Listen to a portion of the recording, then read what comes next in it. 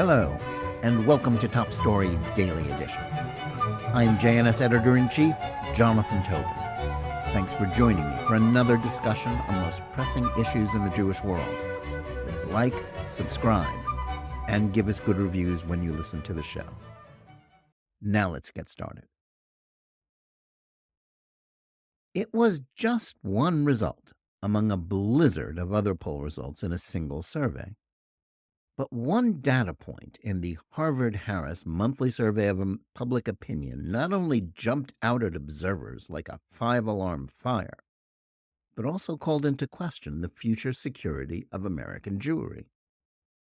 Amid many other questions, the pollster asked a random sample of 2,034 registered voters the following question: do you think that Jews, as a class, are oppressors and should be treated as oppressors, or is that a false ideology?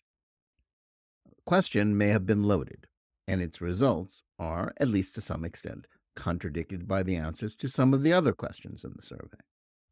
But the fact that 67% of participants aged 18 to 24 responded that Jews are oppressors is deeply shocking, though hardly surprising. If that proves an accurate assessment of opinion among generations to lead in the future, then it also means that the assumption on the part of many Jews that it can't happen here, based on the idea of American exceptionalism, setting it apart from other Western nations, will be proven wrong. The numbers in the poll contrast the markedly different results from other age groups.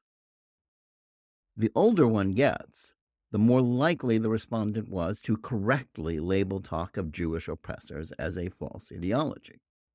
Those aged 25 to 34 answered 56 to 44% that it was false.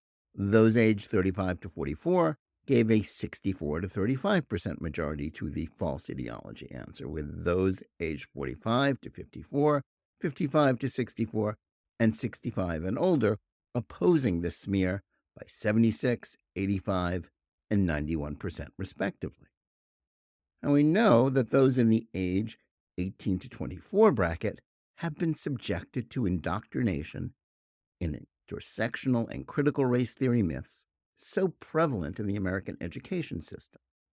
These toxic ideas don't merely heighten racial divisions, but identify Jews and Israel as possessing white privilege and oppressors of Palestinian people of color. That's in spite of the fact that the conflict between Israelis and Arabs isn't racial, and the majority of Israeli Jews are themselves considered people of color since they trace their origins to the Middle East or North Africa.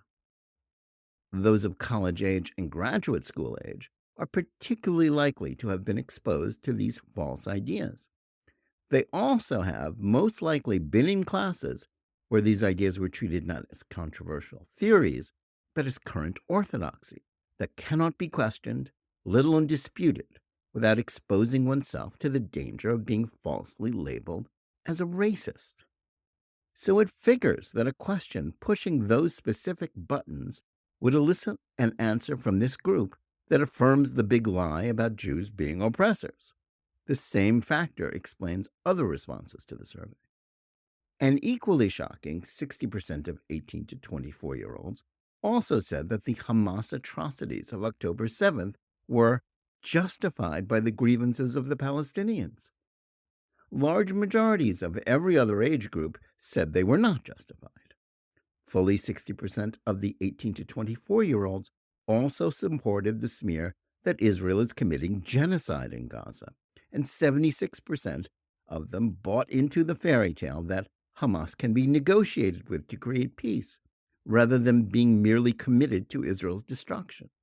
Though sadly, larger numbers of older Americans were also willing to accept those false claims.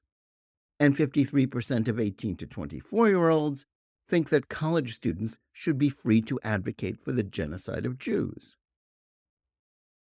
Possible to exaggerate the significance of these results. Other answers from the 18 to 24-year-old category contradict them. Astonishingly, 70% think that Israel is trying to avoid killing civilians in Gaza, and 58% of them think that Hamas would like to commit genocide in Israel. Another 62% also agree that Hamas is using civilians as human shields. It should also be noted that the 18 to 24-year-olds are the only group in the poll that believes, by a 64 to 36 majority, that Hamas is supported by the majority of Palestinians. In this case, it is the 18 to 24-year-olds who are right, and older Americans who hold on to the myth that most Palestinians oppose the terrorists who are wrong, as polls of Palestinians affirm. Put it in a broader context, the 18 to 24-year-olds also said they support the idea that white people are oppressors and non-whites should be favored at universities and employment, a stance opposed by other age groups. Taken as a whole, the Harvard-Harris poll shows that young people are confused about most of the facts of the current war between Israel and the Hamas terrorist organization in the Gaza Strip. But even if you regard many of the questions as phrased in a manner to produce the answers the pollsters got, these numbers are in line with many other polls that show widespread support for woke ideology and hostility to Israel among the young. There was already an abundance of evidence showing that leftist ideologies divide humanity into two groups, oppressors and victims, and labeling Jews in Israel among the former was influencing American society. Antipathy for Israel and Zionism in most academic venues, rooted in neo-Marxist ideas about imperialism that go back to Soviet propaganda and the American New Left of the 1960s, was already a given in the second decade of the 21st century. But it became more obvious once the Black Lives Matter movement embraced anti-Israel smears and legitimized the intersectional myth that the Palestinian war to destroy Israel, the one Jewish state on the planet, was analogous to the struggle for civil rights in the United States. Still, this link, which was politically problematic for those who wished to stay in sync with fashionable liberal causes, was dismissed by most mainstream Jewish groups as either untrue or insignificant. But in the aftermath of the Hamas atrocities of October 7th, the surge in hatred for Israel and Jews that manifested itself in mass demonstrations on the streets of American cities and at college campuses made the reasons for this impossible to ignore any longer. To the shock of many Jews and mainstream liberals of all faiths, including those who had always been critical of Israeli governments and sympathetic to the Palestinians, the largest mass slaughter of Jews since the Holocaust on October 7th provoked a massive wave of sympathy for the killers and hostility to the victims. The only way to explain that is a recognition that a generation of Americans has been educated to believe that Israel is a colonial implant in the Middle East, where whites oppress people of color much in the same way they believe that America and the West is also institutionally racist, again ignoring that Jews are the indigenous people of the land of Israel. The notion that America is an irredeemably racist nation is itself a slander aimed at tearing down U.S. institutions that are themselves dedicated to advancing the cause of liberty and equality. In their place, the newly ascendant leftist establishment offers a woke catechism of diversity, equity, and inclusion, DEI. That new faith opposes diversity of opinion, demands equity or equal outcomes determined by race, as opposed to equal opportunity, and includes only certain approved minorities, but not Jews. Foolishly, for some in the Jewish community, including the Anti-Defamation League, the answer to this problem is to get the Jews included in DEI. That won't work, because it's bad for America overall, and because the intersectional mindset is based on Marxist ideas that demonize Israel and the Jews. Advocates for this ideology have already conquered academia and are now doing the same in the corporate world and even in the government due to the Biden administration's embrace of DEI. This is why so many people who consider themselves progressives and oppose hate are chanting for Israel's destruction, the From the River to the Sea chant, and the genocide of the Jews with their Globalize the Intifada chant. It also explains why feminists refuse to condemn the rapes of Israeli women and girls, and in some instances men, by Palestinians, and others tear down posters of Israeli kidnapping victims. They consider any attention diverted from the plight of Palestinians to be pro-Israel propaganda, dismissing or denying the atrocities that took place on October 7th.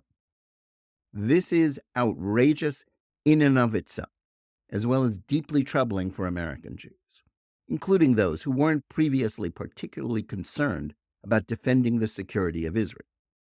But what even those who have focused on particular elements of this problem, whether feminist hypocrisy or the willingness of university administrators to either justify or refuse to oppose actions that endanger Jewish students, are missing, is that it points to an even bigger problem.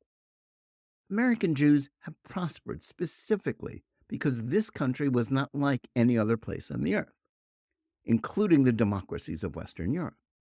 That was based on not just a constitutional system that prohibited discrimination on the basis of religion, but on a value system that prioritized the rights of the individual and equal opportunity.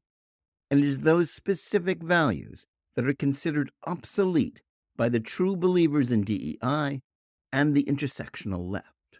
If they succeed, and their long march through U.S. institutions has already been largely successful, then American exceptionalism is finished. It's not just that a generation of Americans is being exposed to these toxic concepts in schools that have been taken over by adherents of these ideologies, and therefore naturally more inclined to think ill of Israel and the Jews. It's that their influence over U.S. culture and discourse will make the country a less friendly place for Jewish life. An America that is no longer different from the rest of the world simply cannot continue to be the freest and best place for Jews in the history of the diaspora. If DEI is not rolled back in the universities, the secondary schools, and everywhere where it has been implanted, a daunting but not impossible task, then it isn't going too far to say that Jewish life in the United States will never be the same. The Harvard-Harris poll results about young Americans believing in anti-Semitic tropes about Jewish oppressors are just a hint at what's to come if the task of defeating the intersectional left isn't prioritized. It is a reminder that the litmus test indicating whether someone is willing to stand up against anti-Semitism is now their attitude towards woke ideology. Thanks for listening. Please remember to tune in every day for Top Story Daily Edition and every week for the full hour-long JNS TV program. Whether you're listening to us on Apple, Google Play, Spotify, or any of the other podcast platforms, or on the JNS YouTube channel, please like and or subscribe to Top Story. Click on the bell for notifications and give us good reviews. Please write to us at editor@jns.org and let us know where you listen or watch the show and what you think about it. And remember, keep reading and thinking for yourself.